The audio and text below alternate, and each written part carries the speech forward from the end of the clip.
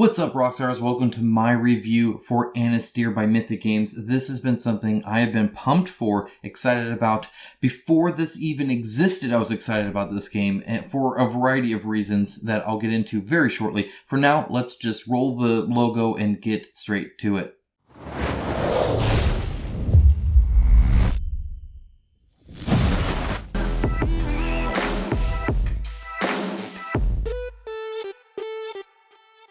Thank you to my channel sponsor, Into the AM. Support the channel and get an awesome premium shirt I designed with them by using the link in the description below to purchase Eternal Guardian. From the lopsided crown, wolves, Norse throne, and more, this shirt is spectacular, and you can save 10% off when buying this fantastic shirt. Check it out and many other awesome shirts via the link down below. Now, as always, a huge shout out to my patrons and YouTube members. It is through their financial support that this channel is possible. If you appreciate the content that I give you every single week, and you can give even $1 a month, there's a link in the description below. And thank you so much for anything you're able to give. Additionally, welcome Ren Delaney and Derek Beard onto the team. Thank you so much for being a part of this channel and helping support future videos just like this. Now, there's also a giveaway I need to do. One of you guys that purchased my Into the AM shirt, so not this shirt here, but my Into the AM shirt, that is also linked down below, is actually getting a free $50 gift card for Into the AM. I'm going to go on and pop them up somewhere on the screen in post-processing. So congratulations. I hope you enjoy the more shirts that you're about to get. I think that's super awesome. I will be giving another one away. And again, that is to somebody who buys my shirt and then sends me a picture. We want to use that to actually celebrate the community with Into the AM so that they can, show how great of a channel this is and how great of a community is around it. So again, if you want another $50 gift card, you know exactly what to do. Down in the description below, go ahead and follow that link to Into the AM where you can get my shirt and many more cool shirts just like it. Be sure to use that code. You'll save 10%. It works for everybody. And yeah, let's actually now just talk about this game. Now, to explain, I was really into Mega Metro City, which was a canceled Kickstarter from years and years and years ago. That was like a side-scroller beat 'em up and like 80s themed. It looked super fun. I loved, the kind of the vibe that game had, both the style, but really the side-scrolling. I remember fond memories of going at the mall. There was a arcade. Those used to be a thing, and with my brother mostly, and we would play these games, and a lot of them were these think like Golden Axe, or there's a Teenage Mutant Ninja Turtle ones, X-Men ones. There was a whole variety of different ones, whether they're D&D themed or otherwise. And we would just have so much fun pumping quarters into those and playing those. And you played as, up to 4 characters, and you could just go from the left of the screen to the right of the screen and kill baddies. And so it sounded really cool, but then of course it didn't work. Well, Mythic Games has saved me. They actually have this exact same kind of system. Now they've done their own spin on it. They've updated a lot. They've changed a lot, but it's still that side-scrolling thing that I was really excited about now in this really cool art theme world that is super neat. So that's kind of my history with it, just as an FYI. Now going into this, let's go ahead and talk about it. The first thing, obviously, and I kind of already mentioned it, is it looks pretty. Okay, the miniatures are fantastic. I mean, like, crazy good. Mythic Games always does great on the minis, but honestly, I feel like they've outdone themselves when it comes to the design, how dynamic these are, how interesting they are. I mean, as you can see, they're jumping off of, terrain and just doing all sorts of crazy stuff. The art, because it's based off of the Anastyr world, is just stellar across the board. It looks really, really nice, and I really do enjoy it. I think, and so does everybody that I've shown it to. Like, my family loves it. It looks great.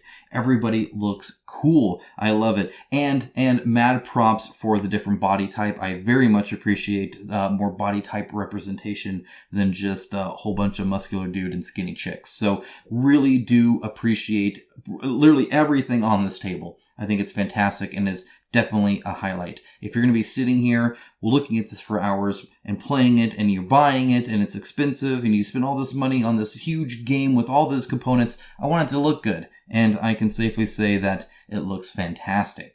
All right, now I'm going to start with the number one thing, okay? So now that we've laid the fact that it looks pretty, let's talk gameplay. Let's talk mechanics. the biggest thing in this game that I think it has going for it, the most unique aspect, the part that I feel people will come away with session 1, the first time you play this game, and that is the card gameplay. So these cards here are awesome. Okay, now it's because they're multi-used and because it's just a smart design. So how this works, and I kind of explained this in my details video, which, by the way, I did do a details video. I'll link down to that in the description below as well. If you're curious about how to play this game, it's a very quick video, and it goes over very much the highlights of it. It's not the whole rulebook read to you, but you'll very much have a sense of how to play this game, how it's structured after you watch that. These cards, though, so you can play them and use the little bit here, right? But you don't have to. You can actually use them otherwise, but either way, they have this bit down here. So this allows you to do something cool, something exciting. That's kind of normal, right? I mean, Reichbusters had that. A lot of games have that, where you have these action cards and you're able to do it to do special actions. Sometimes you can even play more than one. You can combo them up or something like that, right? Okay, so you can do that here. But these symbols down here combined with this down here matter. So you can build combos while building combos. So let's say that these two cards go well together, right? And so I combo them. I play them both. They do great. I had this a lot with the rogue here because they were able to move and then attack 2 other people and jump around and do all these kind of ranged things, right? So summon a person and then use that person or something like that. So there's a lot of variety there. But when you slot these in, and you can slot them in otherwise into these slots here, depending on the order you do and the color or the shape you do it. So like a blue and a red, or this is a red, a green, and a red. So you have to do all 3. But if you do that, you get to then do a combo move. That's a free action even to unleash it. So you have that kind of quick, instant gratification, the kind of instant combos through the cards. But then you have this kind of meta thing where you can do it even across different turns, where, okay, well, this turn I can only do this once, but I'm going to slot in the blue. I need to do something else, but I'll at least have that blue ready, and then I'll get that red. Once I get that red in, then I'll be able to do this or do that. Or, like a Brid here can do a shield throw with a blue and a red, so she's able to attack essentially her space and an adjacent space and attack the whole area. It's like a Captain America move. It just whips around and hits everybody. Fantastic, especially as a tank, to be able to do that. Now you have to set it up and you have to be able to do that. But once you do, not only did you get the benefit from the cards, but then you got the benefit from the combo. Very, very satisfying, very nice, very nuanced, and it makes you look at these cards and say, even if I don't want to do this right now, maybe this isn't an ideal move, but it is because of the thing on the bottom. And then, of course, when you slot them in, you can gain fury and all that. So these cards do so much. They do everything. That's the other positive about these cards, before I move on to the next combo thing, is that they just do so much. You can use it as the ability. You can use it as a combo. You can use it to gain fury. You can use it as a boost, to boost an action, or even help a teammate do that for like a defense or something like that. It's really nice to be able to do that.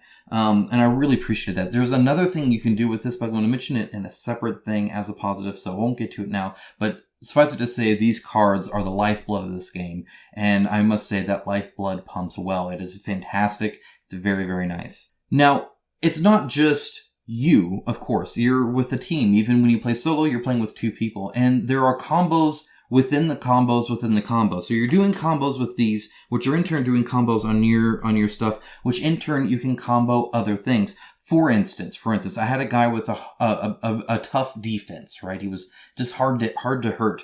It was kind of the strongest guy I had encountered at the time. And so I had Conrad here do his headbutt combo. That's a red plus a green. So he did the red and the green, and then was able to headbutt it. And what the headbutt does is it stuns them. When they're stunned, they're at -1 defense, which means the next person could then attack. But there was nobody really near him. Like, he was kind of in the middle here. I had charged in with him. It was a mistake. He got really hurt, but he survived. We pulled through. We did it, but it was a little sketch for a while there. Our tank literally had to jump on a person and come help.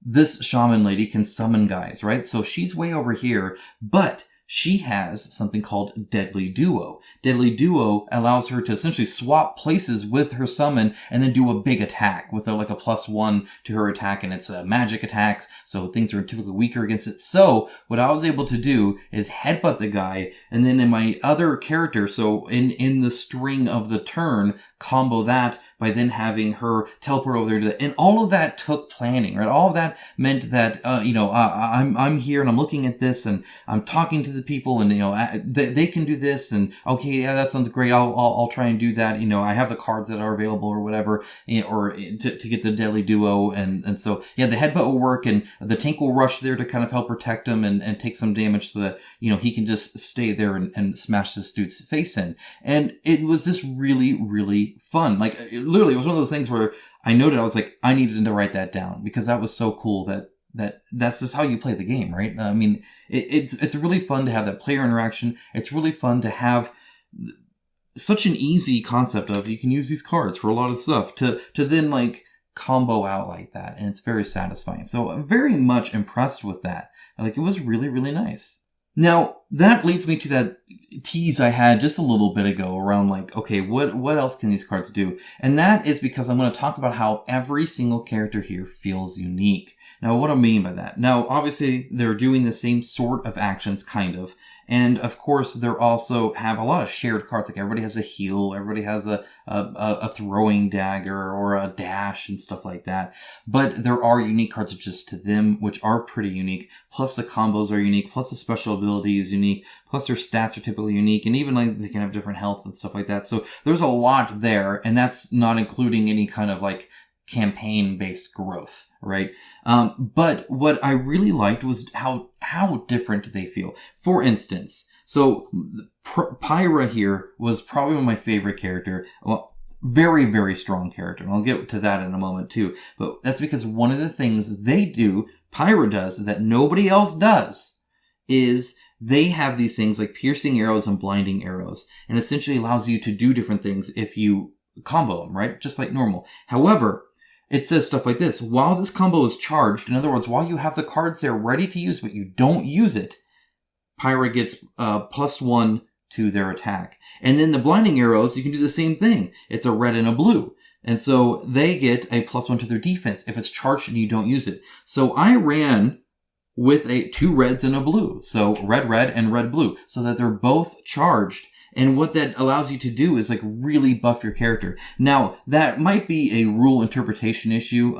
It might be that you could do one or the other. It doesn't matter though. Either way, they have this ability here, right? To where they can essentially keep things charged and not want to use them. And maybe run the whole mission there because they get a buff to their attack or buff to their defense. And trust me, rolling 4 dice base without boosting or anything like that at range, very, very strong, high mobility character, very good rogue, very, very fun to play. But that is fundamentally different than Shadow here, who's summoning her people and then teleporting around and being able to do that, which is very different from Brid, who's able to do like shield toss and charges with her shield and all that and buff people around her and whatnot, which is very different than Conrad here, who's able to literally just like run to people, and even if he ends his movement and not next to people, he will get next to people. Like, he's about to be in people's faces. That's what he's all about, and he will headbutt to them to death, and that's just fun. So I really enjoyed that. Not just talking about their unique cards, but just their overall play style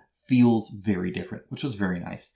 One negative with that, though, is I do not feel that they are equal at all. For instance, Pyra, I felt, was incredibly strong, and honestly, the defense didn't even matter. It's just rolling 4 ranged die is very, very good, and a lot of his things can get buffed. He can do 2 attacks in one. That's this one right here, this snapshot. He does 2 different attacks. Sorry, that's not the snapshot, but it's one of them. He can do 2 attacks, or he can move an attack. He can do a lot of damage and kill a lot of bad guys. Same with Brid over here, who has the shield toss, which attacks whole areas. Right, 4 bad guys there, boom, just knocked them all out with a shield toss. And then you have people like Shadow over here, which is very situational and honestly kind of lackluster. I mean, 2 attack die, and she doesn't really have any opportunities to do a lot of, like, it's 1 opportunity to do magic attack, which is strong. She can be very strong with a deadly duo or with her fury card. But, for the most part, she's not actually doing a whole lot besides trying to keep her summons up to support other people mostly. It's not a whole lot. And so, sadly, the player that had her just wasn't as enthralled with the game just because they weren't really doing a whole lot. For the most part, they were just trying to build their combos out. Like she has 2 combos that require red cards, and I think only like 2 red cards in her whole deck. So like it's kind of hard to even do a whole lot of combos, whereas other people are able, like this is blue, blue, blue, red, and blue, green. So all the blue matter here. So she's doing combos left and right. Shadow was not, right? So I don't feel like they're equal. And so if you pick a bad set, I imagine you might actually have a hard problem. Not that I think too many, except perhaps Shadow is underpowered, but there's definitely a range, right? There are some top tier characters and there are some lower tier characters, and that range is not like this, it's more like this. So my opinion anyway, at least again in the prototype, of course. Now, before we get into a few more positives, I want to quickly, really before we move off of combat for a while, talk about the dice system here. The card gameplay is fantastic. It really is. The dice felt a little flat to me. Not that they're flat. Obviously, they're not flat. What I mean is, it's a very streamlined game. I'll talk about that in a moment. But that streamlining comes, I think, at a little bit of a cost. So, for instance, when enemies attack, they don't do a roll, they do a set amount of damage. And so you're just rolling your defense and you get what you get for the most part. You do have these reroll tokens that you can do, and you do have some after rolls. There's not very many after. Most of it is before. And so before the test, you can bump it up to roll an extra die, whatever. But for the most part, you do this, and that's it. That you're done. That's all there is to it. You got to, what's the damage? Receive whatever damage it is that you get. And the same with the attack. The defense is all the same. They never buff their defense or anything like that. It's a known quantity. They have 2 defense. Okay, so you roll it and you see if you got 2. I got 2. They're dead. And that's it. There's not really a whole lot else to it. Now, this is, of course, the first scenario where everybody has 1 health, but it just is kind of blah, right? It's not super exciting. There's not really those tense moments where, you'll do the re-roll, and that's important, I suppose, but that's about as exciting as it gets. Is, oh man, I need to get 3 or whatever. And because this game is a lot like Massive Darkness 1.0 for me, I haven't played 2.0, so I can't comment, but in that you're just killing guys left and right. I mean, you're just murderizing people.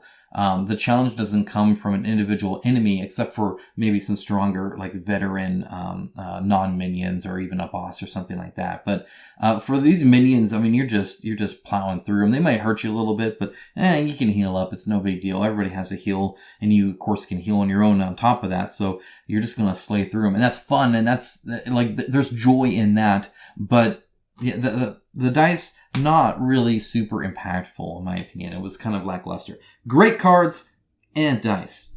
Now, like I kind of alluded to, the game flow in general is just super smooth, buttery smooth. There was no lag time in anything. While the dice are kind of the dice are just quick combat, quick really everything. You go from turn to turn to turn, you do 2 actions. If you're doing solo, you do 3 actions. Either way, your actions go very quickly. You tend to always be talking, among everybody else. So you're not like, you're not drawing a card on your turn. It's at the beginning of the round. So there's not a whole lot of new information. Sometimes if somebody like loses a summon or something like that, then that could be an issue. But otherwise, it's really just going. I mean, you have the activation thing and it's going there. The AI is super easy to do. It's understandable. It's good. It's smart.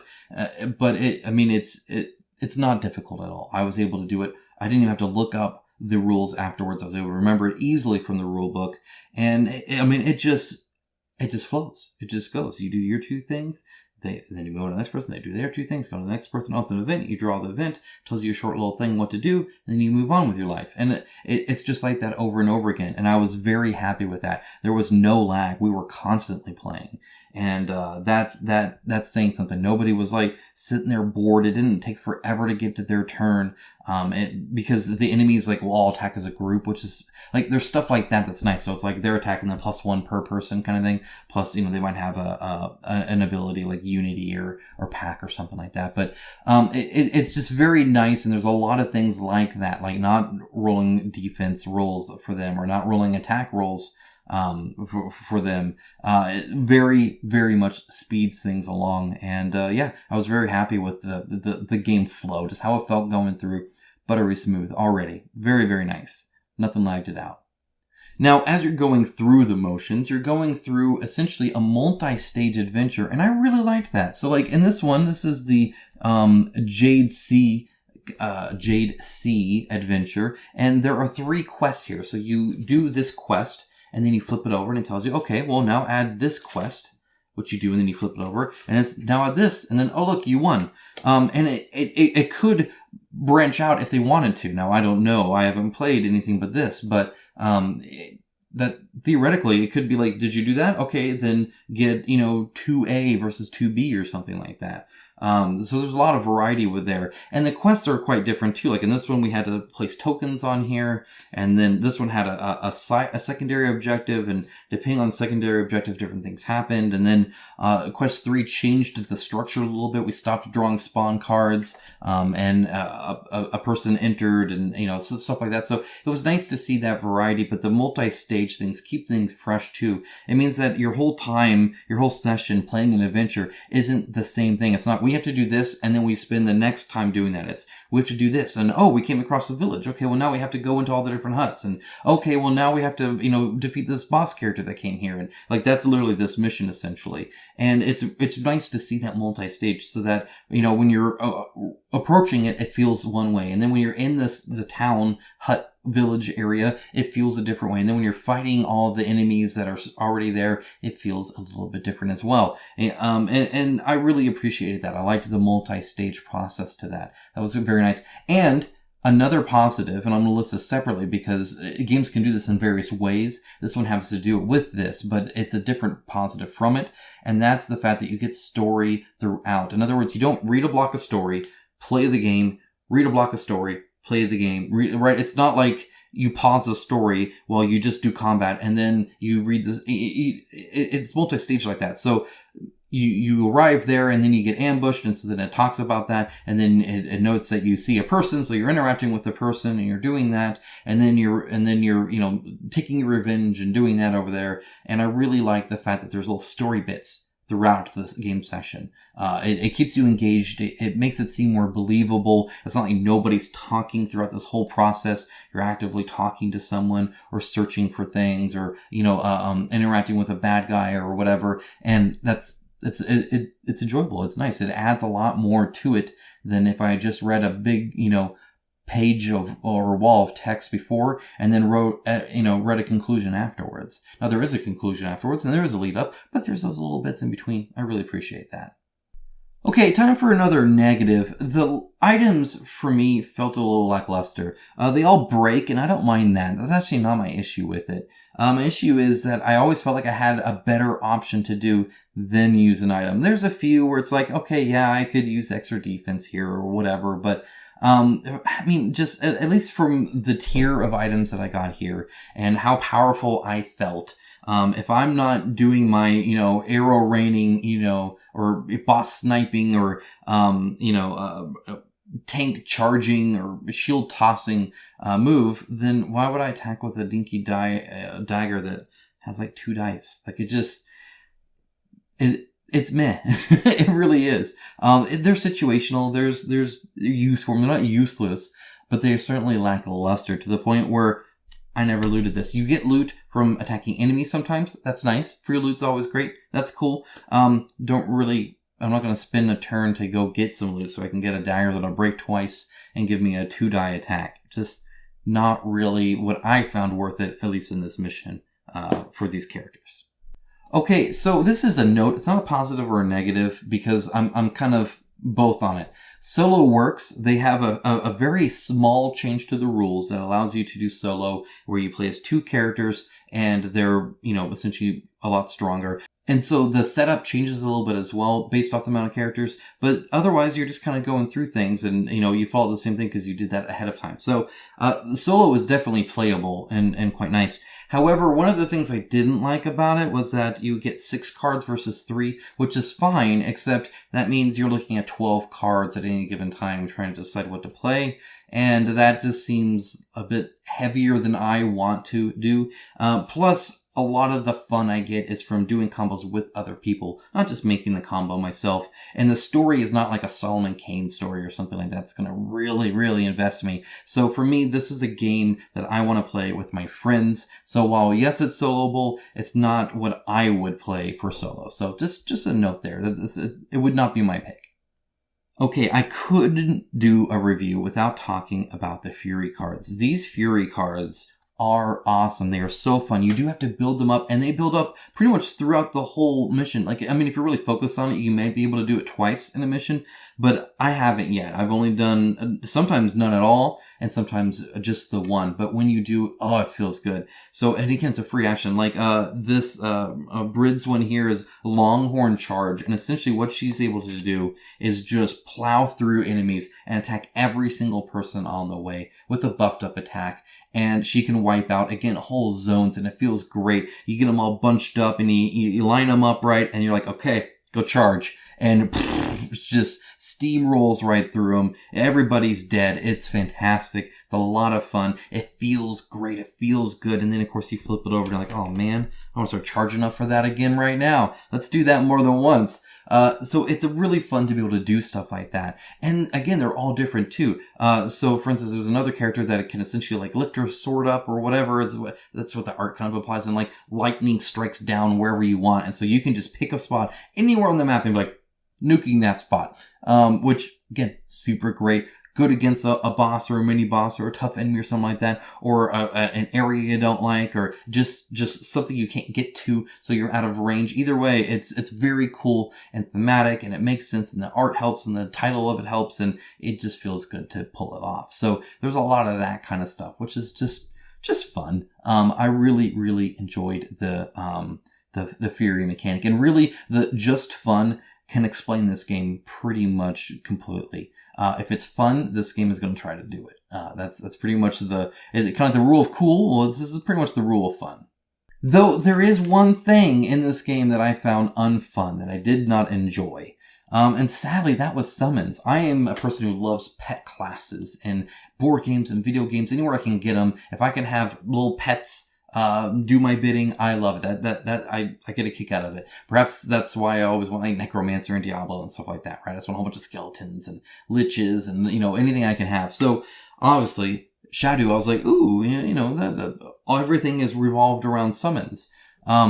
However, with mounts, with summons, any companion that you have to essentially keep them in check, right? They're naturally wild. And so every turn you have to do a check to see, are they staying with you? Now you can discard a card each time, but as I told you, cards are super strong, and you only have 3, so you might not have that color. Like for instance, if you summon anything but green with Shadow, you're probably not going to get it, especially if it's a red. If it's a red, you're going to have to check every single time. You just cannot keep that summon as much as the other ones, plain and simple because of that. So I didn't like the fact that summon was inherently worse just because I couldn't keep it as long, because then you have to roll dice to see. And I often would roll dice and miss. So not only did I have to go and summon it through a combo that was hard to do on her, or I had to go up to the freaking thing and tame it that way. But then the very next turn I might run away, like before I can even really use it, because I failed to get 3. I got 2. And, she already used her 1 reroll, and I didn't like checking that. I think for a character like her, at least, like I was fine with that, with the mounts and stuff like that. But if her whole thing is summons, I feel her special ability should be she doesn't have to do the check or something like that. Like that would, I think, really differentiate her. That'd be my feedback there. Is I think she could be the summon person. I think that'd be awesome. I think it'd be really nice and strong. Kind of like being able to boost your defense with any card in your hand. Maybe it's that, but for summons, I can keep a summon with any card in my hand. Literally the same thing that Brid might have. Maybe that works. All of these are like special ability, range +1, boost any defense for anything, be able to move and get in combat. All those have so many different cases, and this one's just, she gets buffed with when and if she has something. It just didn't seem as strong, but it also made the summons kind of lackluster, which is her whole thing. So if nothing else, I would like a character like her that can really keep summons up, and really kind of control them. Maybe even have more than one, I don't know. But either way, I ended up at the end on our second playthrough, not even really bothering with summons. I just didn't, it just wasn't really worth it for me. That's really her stick. So then what else do you do? So anyway, I'm maybe dogging on that a bit much, but it was definitely the blemish of my experience with the game. One great thing about this is that the game is speedy. Now, I'm not talking about how quick it flows. I'm talking about the time. It said 90 minutes on the box, and it was about 90 minutes. For like a first game, it's a bit more, but first games are typically longer. I'd have to look up a few things. But that's pretty good, right? That's awesome. It's long enough to where if that's what you play, you're happy. You had some fun. You went through the different stages of the adventure. I don't know if they get longer than 3 or not. They could get longer or shorter. It probably varies and depends. But this one, at least, it was quite good. However, it's short enough to where you could do 1 or 2 or maybe even 3 on like a Saturday or something and knock out a whole bunch and have a great session where you leveled up and you did all this stuff and you did all these different quests on these different missions. That's awesome too. Like once you get that 90 minutes and you really actually nail the 90 minutes, I feel that's very versatile, right? It's not 2.5 hours long or something like that. So that's great. I think that's awesome. It obviously depends on how much, people talk and synchronize. Played with my family and we tend to, we've played with each other enough to really kind of work together well. So if your group doesn't, maybe that would be an issue, but maybe you got to rethink your group then if you don't play well for co-op games. But yeah, I really liked the timing of this and just how quickly it played through. Like I said, there was no downtime and I could get a few sessions in if I wanted and not ruin my whole day because it was the whole day, which is great. Okay, one last note and one last positive. One of the last notes is that the table spread is right at the line. How I judge it, by the way, in my reviews is I have this table and this is half of the table. If I can't play the game on this half table, I comment that the table spread is large. In other words, you won't be able to play this except on like a dining room table or a dedicated game table. This is not going to be on your coffee table. This is not going to be on a medium-sized even game table. Like you need some space. This is pretty much a medium-sized game table here. And that's my judge. If I have to expand this, it's big. This is probably at its limit. It's a little crowded for 4 players. It's a bit much. It can work though with the minis on the table and all that. As you can see, it's definitely doable. And I'm not, and like this isn't set up. I have all of them in front of me. Normally you'd have probably people, around or whatever. But, the main issue isn't the board, which is great. I'll talk about that in a moment. The main issue is the player boards, right? Because you have your player board, which has a lot of information on it, but then you have this big old Fury card you got to do something with, and then you need your deck, and then you need your discard, and then you need your hand of 3 cards, and then you need the slot underneath, and then you need any items you only can have 2, but still that's 2 more items. And so like that spread is actually kind of large. And obviously there's 4 of them. Playing single player with just 2 or 2 player with 2, whatever, is, much better in my opinion, when it comes to the size, but this still works. So that's why it's just a note.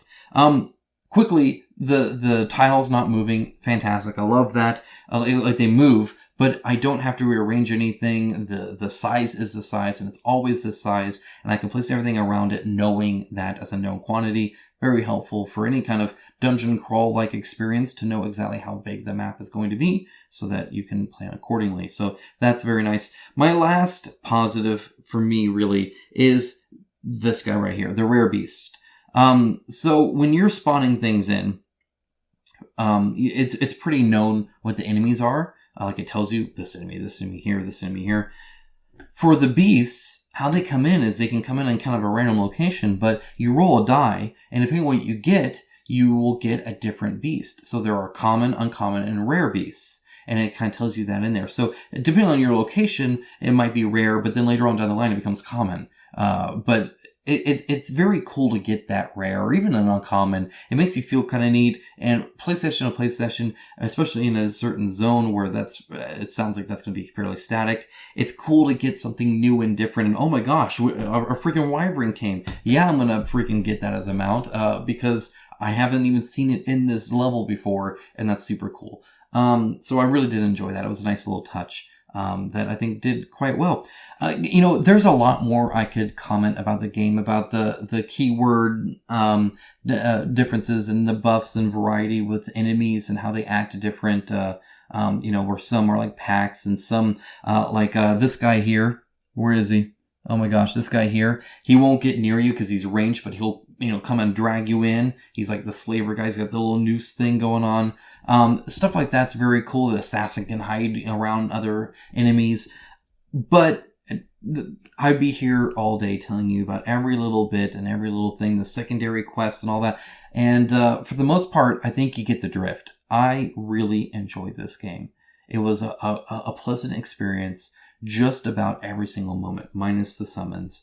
And the dice that could maybe be improved. But besides that, rock solid. This is like the third game, I think, for Mythic Games that I've played that I have thoroughly enjoyed, which means a lot to me. Not every game they've made, I think, has been great or has even been for me.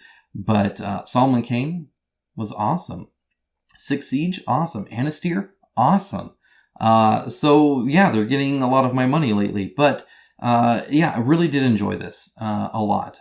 Loved the mounts, loved the Golden Axe kind of feel and vibe that I got. It definitely brought me back. But at the same time, it's modernized. It looks great. It's a wonderful fantasy world. Interesting story. I've only experienced a little bit of it, but it definitely has its stakes at play. There's obviously already hints at like a larger thing that's going on, stuff like that. The world seems lived in.